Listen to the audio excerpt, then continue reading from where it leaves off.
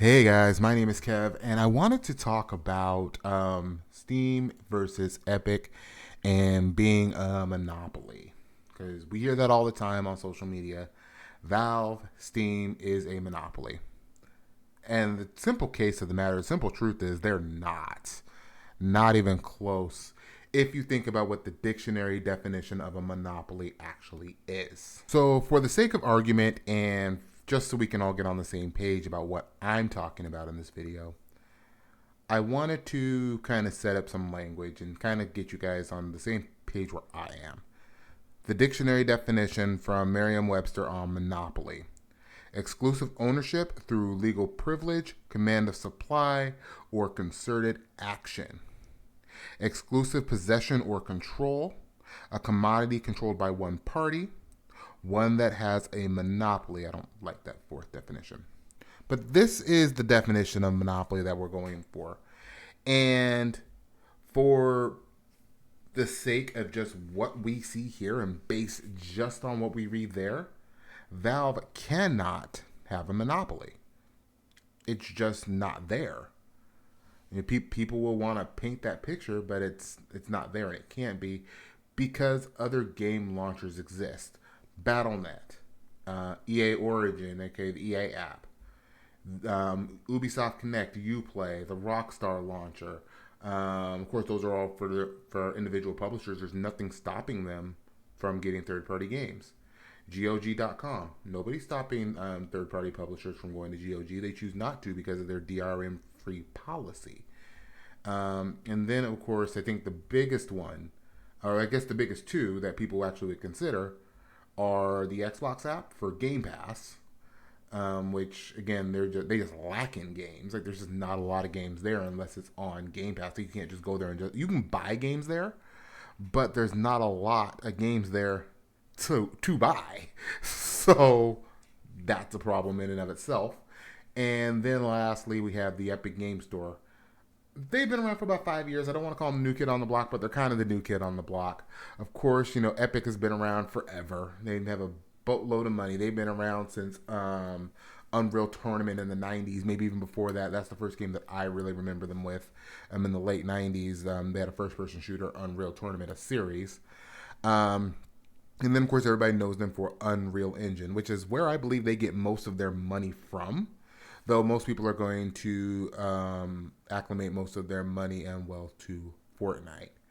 Now, if we're talking about who actually has a monopoly here, I would actually be more likely to accuse Epic, because Epic is the one who's actually trying to do things like get exclusive possession or control of games on PC.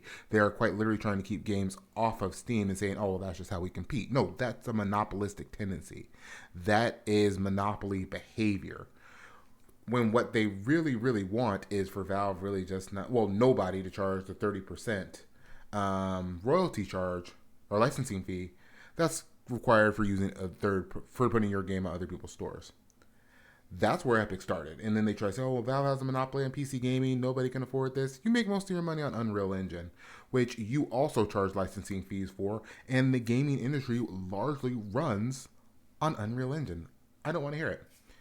And then on top of that, if you just think about what Epic actually brings to the table, it's not much. Cool, you get a game or two free every week on their store. Most of the time, I already own those games, so I don't really care. I've completely uninstalled the app. In fact, I've uninstalled basically every launcher from my PC with the exception of Steam and Battle.net, because I just find most of them to be redundant, or I just don't want them there, or they just don't work well. So anyway, there's that aspect of Epic. And what is Epic actually doing to make themselves better?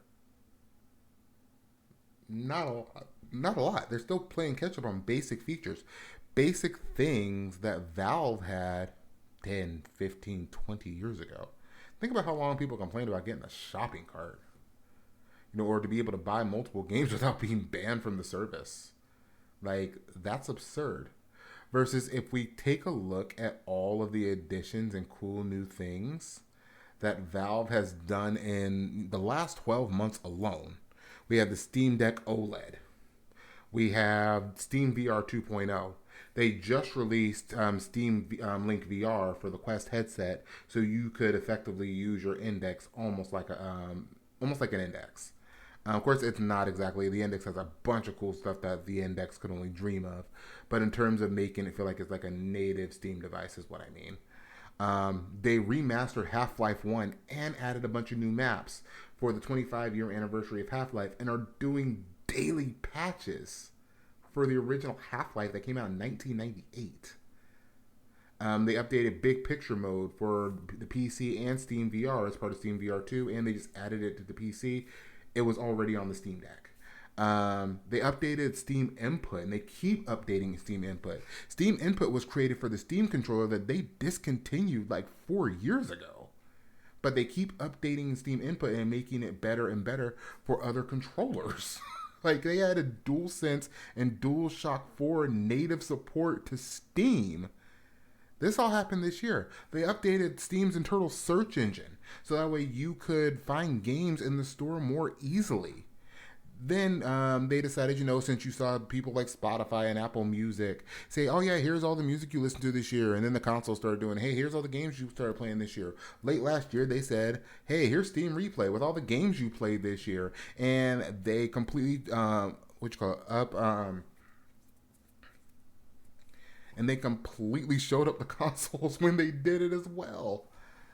Like where what you got from like Nintendo and PlayStation and Xbox were kind of just, hey, it's here, but it's kind of bare minimum.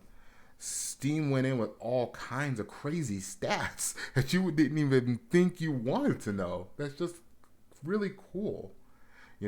I finally experienced Steam Next Fest this year. I don't know if that was a new thing this year, but it was really cool to actually have access multiple times a year to upcoming game demos from games I wanted to play, specifically indie games. That's awesome, and I don't see anybody else doing anything like that. Certainly not Epic. So when you tell me that Valve doesn't deserve the 30% income from games sold, or when you tell me Valve doesn't do anything, it's just there to click and launch a game, I ask you to educate yourself. Go ahead, take a look at the Steam news blog that they have on there that you can access directly from Steam, and I'll show you guys here on my screen in a second. There is so much out on there that you can see. If you go here, you go Steam News Hub, you can get there by going on the Steam store and then clicking News, and then that'll take you to this page, and then you just go Steam Official, and you can see all of the awesome things that Steam does. They announce them, and you can be educated on that. They also tell you about different upcoming events on Steam. If you go to My Events, you can go to your personalized news, which is mostly just about games that you play, or curators and different publishers that you follow. All of that stuff is there, so you can be educated. Epic isn't even trying to be a good service, like, to users. They're just like, give us money and go away.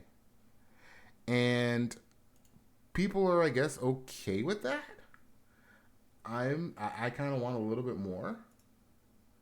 And I think as end users, we should all want just a little bit more than that. But anyway, to me, those are the things that, to me, make Steam better than Epic.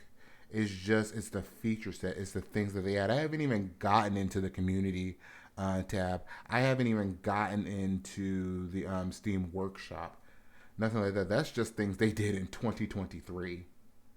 And I expect the Deckard out in the next year or two, which is going to make everybody that plays on Steam go nuts again. If Epic wants to actually compete with Steam, then they should start competing and stop holding games hostage. Because right now, Steam is just making them look foolish. Let me know what you guys think in the comments below. Of course, if you're new to my channel, I'd love to have you subscribe. I'll talk to you guys next time. And thanks for watching.